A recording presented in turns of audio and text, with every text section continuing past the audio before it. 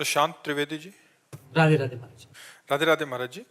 महाराज जी, क्या एक हाथी को खिलाने का पुण्य और 1 लाख चींटियों को खिलाने का पुण्य, क्योंकि हाथी की खुराक बहुत होती है, चींटियों की संख्या बहुत होती है, होना खिलाना भावना सेवा में? अगर हाथी में भी भगवान देख के पवा रहे हो, चींटी में भी भगवान देख के पवा रहे, तो एक चींटी और एक हाथी के पवाने का बराबर पुण्य मिलेगा। और भगवान नहीं देख के हाथी देख रहे हो, चींटी देख रहे हो, तो भेद तो हो ही जाएगा। कोई पुण्य में फिर बेवकूफी थोड़ी है। चींटी तो एक दाना से तृप्त हो जाएगी, उसके लिए 1 कुंतल भोजन चाहिए। दोनों में भगवान देखकर यदि दे रहे हो कि हाथी में भी वही भगवान है और चींटी में वही भगवान, तो पुण्य बराबर। और हाथी को हाथी देखकर, चींटी को चींटी देख के, तो पुण्य में घाटा। हाथी के पवाने का हाथी का फल मिलेगा और चींटी के पवाने के चींटी का फल मिलेगा। बात समझ में आ रही है? निर्णायक चतुर है। एक हाथी को खिलाते तो 1 आत्मा को पुण्य मिलता, और 10 लाख चींटियों को खिलाते 10 लाख आत्मा। हमारी बात नहीं समझे। 10 लाख आत्मा है ही नहीं। 10 लाख घड़े रखे हैं और एक सूर्य का प्रतिबिंब पड़ रहा है, तो 10 लाख सूर्य हो गए क्या?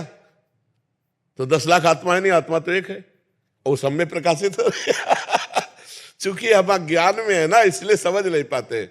हमने जो पहला शब्द कहा, जो भगवान हाथी में है वही चींटी में है, अगर ये भावना करके हम पाते हैं तो बराबर फल मिलेगा, क्योंकि वही आत्मा है।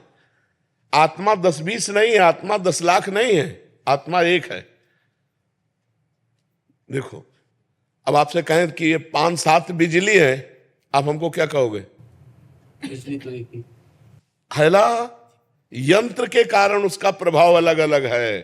हीटर यंत्र है तो गर्मी फेंक रही, पंखा है तो हवा फेंक रही, एसी है तो ठंडा फेंक रही, लेकिन बिजली बस, ये खोपड़ियां अलग अलग हैं, बिजली एक है इनमें। जो बिजली है इनमें वो एक परमात्मा है, वो एक आत्मा है, एक वाहे गुरु है, वो एक है, वो अनेक नहीं है। बहुत अच्छे से समझ लीजिए। अगर हम भगवत भाव से किसी को पवाते हैं, तो चाहे चींटी को पवाएं चाहे हाथी को पवाएं, हमें बराबर लाभ मिलेगा।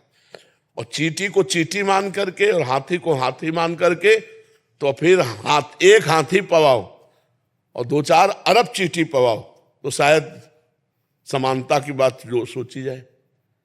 क्योंकि परिणाम है ना, वो 1 कुंतल में छकेगा और 1 किलो में लाखों हो जाएंगी, नहीं हो जाएंगी। और अगर एक चींटी में आत्म तत्व भगवान को देखकर, एक हाथी में देखकर, तो बराबर फल मिलेगा। वो तुम देख के क्या पवाते हो, तुम्हारा विषय है। समझ गए? मन बहुत चंचल है, इधर उधर बार बार चला जाता है। हमेशा आपकी कृपा से नाम जप होती रहती है, पर फिर भी इधर उधर भटक जाता है। हाँ, कोई भटकने दो, उससे कोई फर्क नहीं पड़ता। मन जाने से हमारी हानि नहीं है, मन के अनुसार तन जाने से हानि है। मन हमारा कह रहा है खा लो, हम नहीं खाए, कोई फर्क नहीं पड़ा। अब मन कह रहा है खा लो, हमने खा लिया, अब फर्क पड़ जाएगा। तो मन जो कहे तो वो तो कहेगा, उसका स्वभाव है। जब तक भगवत प्राप्ति नहीं हो जाएगी तब तक वो कहेगा। तो मन के कहने के अनुसार हम क्रिया ना करें तो मन से हमारी कोई हानि नहीं है। वो धीरे धीरे आ जाएगा, लाइन में आ जाएगा। खूब नाम जप करते रहो। मन के अनुसार क्रिया कर दी तो फिर नहीं आएगा, फिर तो और भटकना शुरू हो जाएगा। क्रिया को रोकना है मन के अनुसार।